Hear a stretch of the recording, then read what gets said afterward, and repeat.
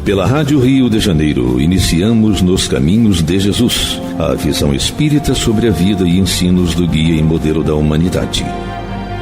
Produção e apresentação, Paulo Guedes.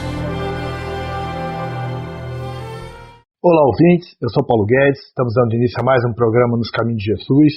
Hoje estaremos falando sobre a passagem que está em Mateus capítulo 21, versículo 43 a 46, que é o final da parábola dos trabalhadores maus, que já é a quarta parte, que nós estamos estudando. Hoje nós encerramos ela, se Deus quiser.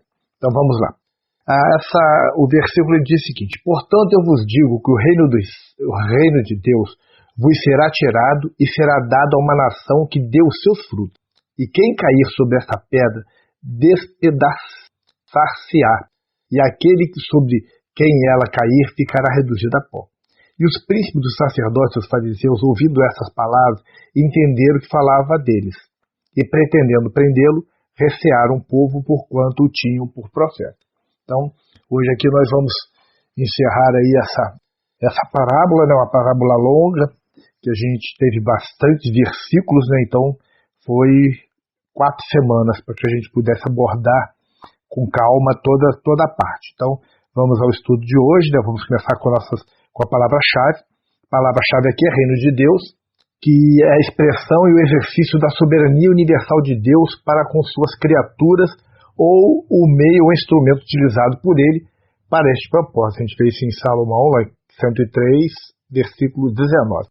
Essa frase é usada especialmente para a expressão da soberania de Deus mediante um governo régio, encabeçado por seu Filho, Cristo Jesus, que é o que normalmente se fala.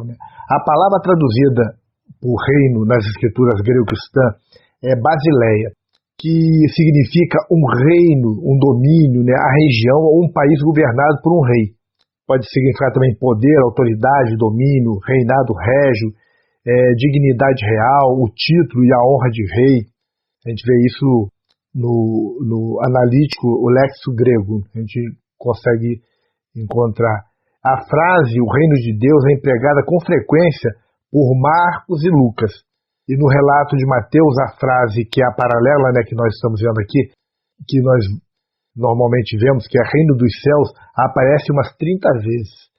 Mateus, ele não usa reino de Deus, como Mateus é judeu e está escrevendo para os judeus, não se devia usar o nome de Deus em vão. Então, ele, em vez de usar reino de Deus, ele normalmente usa reino dos céus. Ele usa umas 30 vezes no seu evangelho essa maneira de falar. O governo de Deus em estrutura e função é a teocracia pura. Theos, Deus, Kratos, um governo, governo de Deus. O termo teocracia é atribuído ao historiador judeu o Joséfo, do primeiro século da era cristã, que evidentemente cunhou ao escrever seu Agostinho Apoion contra Apião, no século II, anos 164, 165 lá, ele fala sobre isso. No Contra Apião, capítulo 2, página 164 e 165.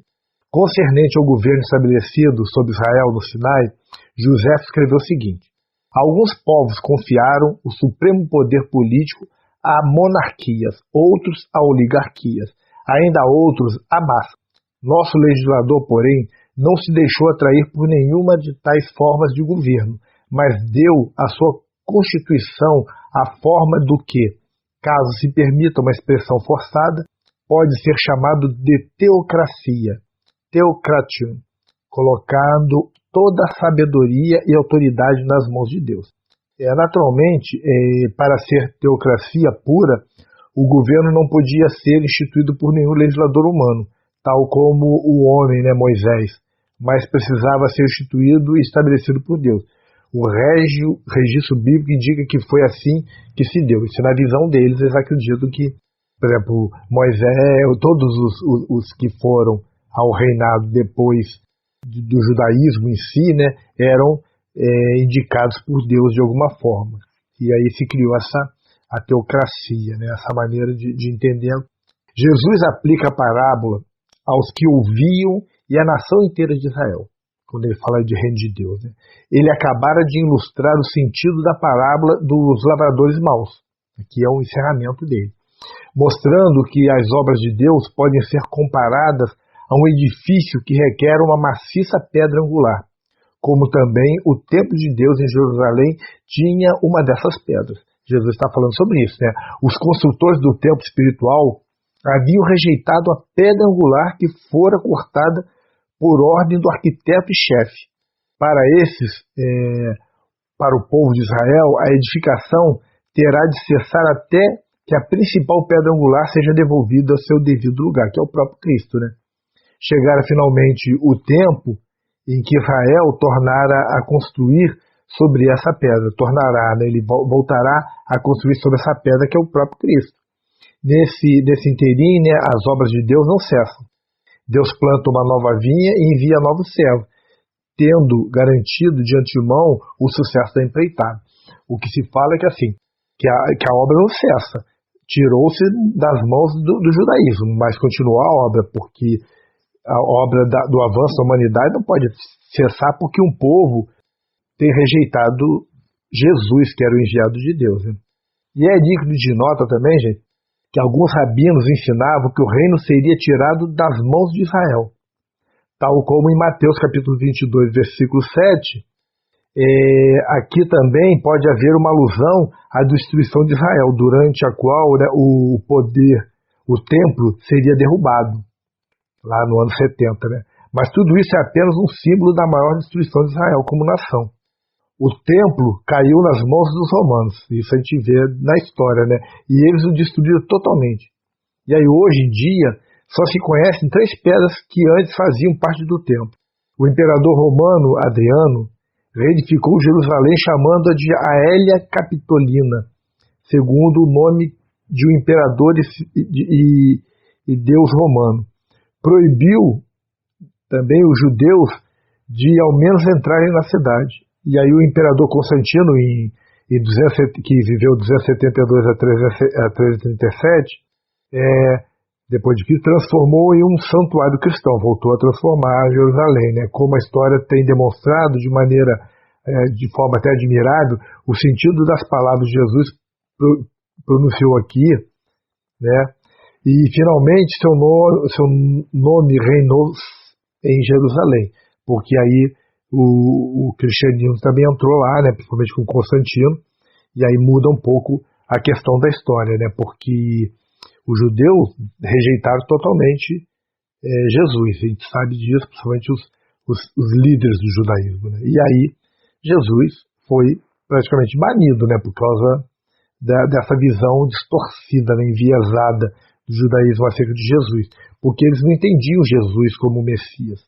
E eu acho que eles não entenderiam ninguém como Messias, porque eles estavam detentores de um poder do templo e eles não iam aceitar que alguém viesse para transformar tudo aquilo que era o filão deles. Eles ficavam ali, aproveitavam, tinham de alguma forma um acordo com os romanos e mantinham ali o reino sob controle, né? E aí, quem teria antecipado essa ação de Constantino? Ou o fato de que o Império Romano inteiro viria a ser chamado cristão? Ninguém podia imaginar isso. Nem no tempo de Jesus. Ninguém poderia imaginar isso. E aí, por semelhante modo, né, Cristo ele tem triunfado e continuar triunfando, até mesmo em Israel, porque haverá de restaurar seu povo antigo, e ele haverá de reconhecê-lo, e tudo isso, gente, será maravilhoso aos nossos olhos, porque assim, vai haver um tempo em que Jesus ele vai ter o seu evangelho totalmente pregado e entendido nos 4 cantos do mundo. Hoje a gente sabe que o entendimento do evangelho ainda é muito difícil mesmo. E aí, né, nesse inteirinho, né, por intermédio do cristianismo, novo edifício e nova vinha, Deus põe em execução seus propósitos especiais, e por meio dessa nova nação virá a glória mais refulgente de Deus e de seu Cristo. Vê-se, portanto, que essa passagem tem um tom quase inteiramente profético, de que Jesus está fazendo praticamente uma profecia, né, falando sobre o judaísmo, que o povo judeu ia passar dificuldades, que Jerusalém não ficaria pedra sobre pedra, e o fato aconteceu. A gente vai olhando as mensagens de Jesus, as palavras dele, e aí a gente vê que no ano 70 foi derrubado, né, praticamente tudo de Jerusalém, destruíram tudo, porque os judeus tentaram se rebelar contra os romanos, e aí foram perdendo, e a gente vê que até aqui a Segunda Guerra Mundial, né, no final da Segunda Guerra Mundial, quando os judeus foram muito perseguidos pelo nazismo, né, uma coisa horrorosa, terrível que aconteceu, eles não tinham terra. Aí foi que o acordo lá feito pelos principais Estados Unidos, Rússia, né, na época, e estabeleceram aquela região ali como uma região de Israel. E o conflito lá continua até hoje, ninguém aceita, os muçulmanos não aceitam, e é uma guerra sem fim, porque imagina uma terra, um lugar, Jerusalém, onde tem o principal templo judaico, o principal templo do Islã, que é a Meca, e os principais pontos do cristianismo, onde Jesus foi crucificado, tem toda aquela, tem igrejas lá, né, que são destinadas a isso. Então, é um lugar que tem três povos que reivindicam aquilo como sua terra sagrada. E aí é um problema. Existe até hoje não se consegue chegar a uma paz ali. Isso é um fato que a gente tem que entender. Vamos fazer um pequeno intervalo, já retornamos com o programa Nos Caminhos de Jesus. Até já. Estamos apresentando Nos Caminhos de Jesus, a vida e ensinos do guia e modelo da humanidade. Apresentação, Paulo Guedes. Estamos de volta. Hoje nós estamos fechando, né, a parábola dos lavradores maus. Estamos na parte 4, já é o quarto estudo, para a gente poder encerrar. E hoje estamos estudando os versículos 43 a 46 do capítulo 21, que falam o seguinte: portanto eu vos digo que o reino de Deus vos será tirado e será dado a uma nação que deu os seus frutos. E quem cair sobre esta pedra, despedaçar-se-á, e aquele sobre quem ela cair, ficará reduzido a pó. E os príncipes dos sacerdotes fariseus, ouvindo essas palavras, entenderam que falava deles, e pretendendo prendê-lo, receavam o povo porquanto o tinham como profeta. Então, nós estamos estudando aqui, né, essa questão falamos agora há pouco sobre a questão até da destruição de Jerusalém, de toda a dificuldade que o povo judeu passa até hoje, né, mesmo lá com Israel, que foi criado, a gente sabe o conflito que existe até hoje, eles não conseguiram ter um sossego, né, e a gente sabe da dívida, né, que infelizmente eles acabaram contraindo com a rejeição e a crucificação de Jesus. Foi uma dívida coletiva. E até hoje eles pagam por isso, né? Uma tristeza que aconteceu na história, né, com Jerusalém, com Israel. Mas todos os povos um dia estarão reunidos com Jesus. Isso a gente não pode ter dúvida, né? Vamos lá, gente. O símbolo de Cristo como pedra é aplicado de várias maneiras na Escritura. A gente vê que Jesus está falando ali sobre a pedra angular, né? Ele está se colocando como essa pedra angular no campo espiritual, né? E a gente tem alguns símbolos como pedra. Primeiro, na qualidade de rei Messias, simbolizado por Davi lá em Salmo capítulo 18, versículo 22. O segundo, na qualidade de abençoador de Israel, 1 Coríntios capítulo 10, versículo 4. Qual bebida espiritual, qual porção satisfatória e enriquecedora? Essa é a segunda. O terceiro símbolo, no sentido de escândalo e tropeço, posta no caminho de Israel, referindo-se à infeliz condição da natureza, resultante do fato de se terem recusado a aceitar sua salvação. A gente vê isso em Isaías, no capítulo 8, versículo 14 e 15, em Romanos, no capítulo 9, versículo 32 e 33, primeira carta de Pedro, capítulo 2, versículo 8. A gente vamos vendo aí os três símbolos, né, que de alguma forma representam Jesus como pedra, né? A obra de Deus tem prosseguimento porque a principal pedra angular continua em seu devido lugar. Jesus continua como governador espiritual da terra. Ele é o governador e ele é o símbolo disso tudo. Então não há como se duvidar que a obra continua. Assim, enquanto que todo mundo não entender que Jesus representa as leis divinas, o mundo não vai ter grandes modificações. A gente sabe toda a dificuldade que estamos passando até hoje no mundo, né? Vide as pandemias aí, tudo acontecendo. A gente muitas vezes, as pessoas comemorando que a pandemia estava encerrando, né? E aí que volta tudo com muita força com essa Omicron, e a gente está vendo aí a transição do mundo de forma bem difícil, né? E aí Jesus aqui na passagem ele fala assim, tudo que cair, né? Os Michenes D33 e algumas traduções latinas omitem esse versículo, que também não se encontra nas citações de Orígenes e de Irineu, que são pais da igreja, né? Já os Michenes Aleph e vários outros, o Delta, o Fan também, o Pi, contém essa passagem. Ele também aparece nas traduções Almeida e algumas outras aí que nós vamos encontrar. E alguns estudiosos reputam um acréscimo feito por escribas antigos, né, para harmonizar com Lucas, capítulo 20, versículos 17 e 18, que é o paralelo desse texto. E aí dizem que foi uma harmonização feita, né? No Evangelho de Lucas não há dúvida quanto à autenticidade dessas palavras. E aí já duvidam da autenticidade dela no de Mateus. Pode ser que algum escriba tenha colocado isso também, mas isso é pouco relevante, né? Os editores são divididos em a autenticidade dessas palavras. Em torno dessa questão, eles são muito divididos, né? Essas palavras também fazem parte do texto original de Mateus? Quem sabe? Se é uma adição ao Evangelho de Mateus, elas são muito antigas, já que os melhores e mais antigos evangelhos as contêm. Seja como for, né, gente, elas são autênticas nos evangelhos, considerados em seu conjunto, uma vez que a narrativa de Lucas registra. E assim, se a gente vê nos evangelhos mais antigos essa frase está, por que não seria original? E se está em Lucas, e eles consideram Lucas original, por que não estaria Mateus se for o primeiro a escrever? Entendeu? Às vezes a gente vê no Evangelho algumas questões, algumas brigas, né, que não tem razão de ser. Né? Vamos lá, vamos continuar. Essas palavras, elas foram extraídas de Daniel, no capítulo 2, versículo 34, 35 e versículo 44 e 45, sendo uma passagem definitivamente profética, concernente ao grande poder que Cristo um dia terá sobre este mundo, já que ele julgará todos os reinos e estabelecerá o seu reino milenar à face da terra. Lá em Daniel, a gente vê isso. Com elas, Cristo mostra que ele não é apenas a principal pedra angular, mas é também o juiz. Porque ele, no final, ele que vai dizer quem fica e quem não fica na terra. E não somente o juiz, mas também o juiz de todas as nações. Todo mundo que está na terra, de alguma forma, terá que passar por esse tipo de julgamento. Vai ter o juízo final. Não é juízo final. Quando nós chegarmos ao mundo regenerado, vai ter que haver uma seleção. Uns vão ficar na terra regenerada e outros terão que ir para mundos condizentes com essa evolução.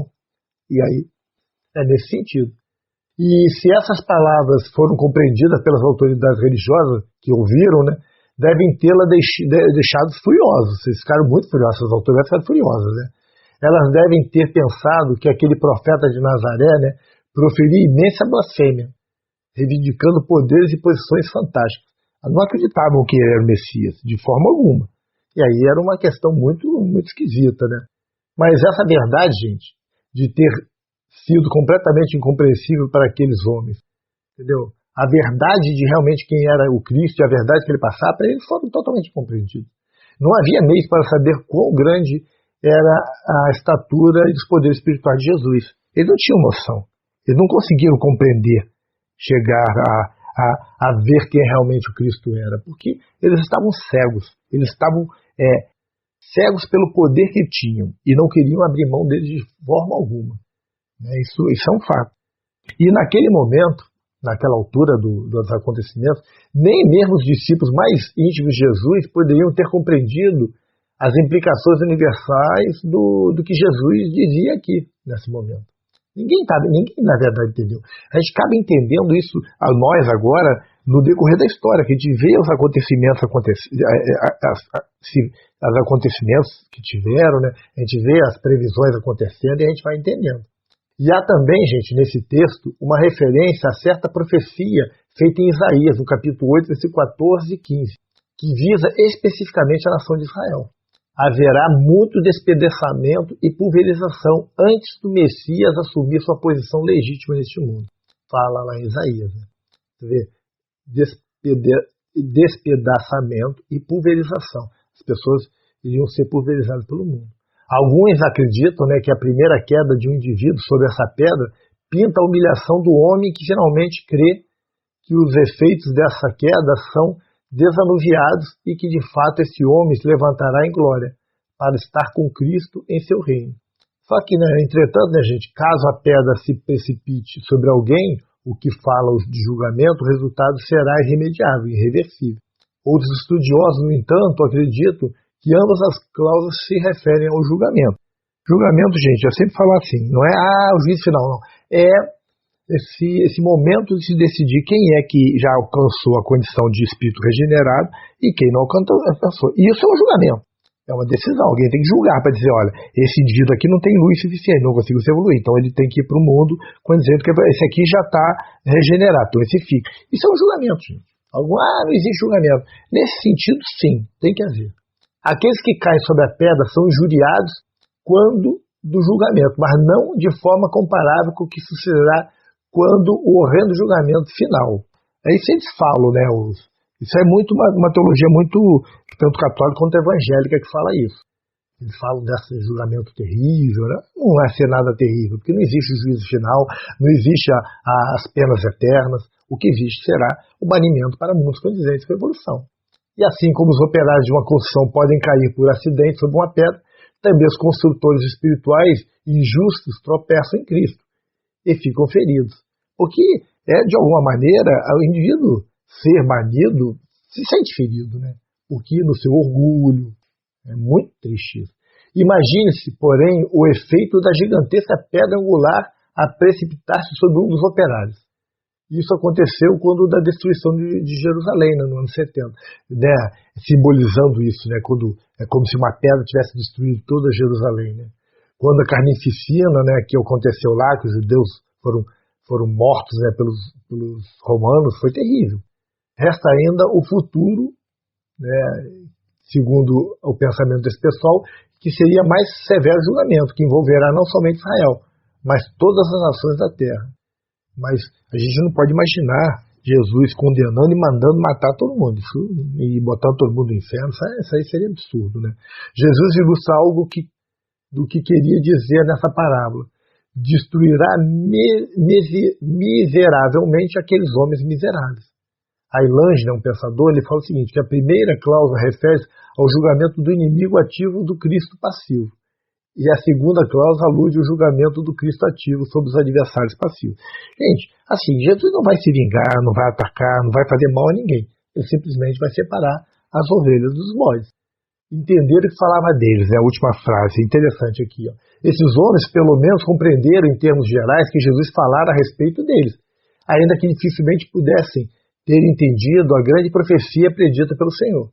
Saindo dali, eles tomaram um conselho, se reuniram contra ele. E Lucas acrescenta que isso aconteceu na mesma hora. Estavam furiosos e não podiam esperar um momento sequer. Suas providências devem ter surtido efeito, pois não demorou muito e até que levarem Jesus à execução. Né? A gente vê que logo em seguida Jesus já é preso e executado. Como se fossem gigantescas aves de rapina a vigiarem a presa, tão somente aguardavam o momento azado para infligir o ferimento mortal. E naquele exato momento, porém, faltou-lhe a oportunidade para tanto. Por quê? Porque as multidões ainda davam apoio a Jesus. Aquelas autoridades haviam perdido inteiramente a moral. Temiam os homens, embora não tivessem temor a Deus. Isso é um fato. Já tinham concordado em assassiná-lo, mas agora deliberavam como aperfeiçoar seu plano. E aí, Adam Clarke, ele diz, né, nesse ponto, né, a intrepidez de nosso Senhor é digna de admiração e de imitação. Na face mesmo de seus mais inveterados inimigos, ele deu nobre testemunho da verdade, repreendeu as suas iniquidades, anunciou os julgamentos divinos contra eles e, de fronte mesmo dos dentes destruidores, arrostou o perigo e a morte. Isso é um fato. Então, vamos ficando por aqui. Semana que vem estaremos mais uma vez reunidos com o programa Nos Caminhos de Jesus. Até lá. A Rádio Rio de Janeiro apresentou Nos Caminhos de Jesus, a visão espírita sobre o guia e modelo da humanidade. Produção e apresentação, Paulo Guedes.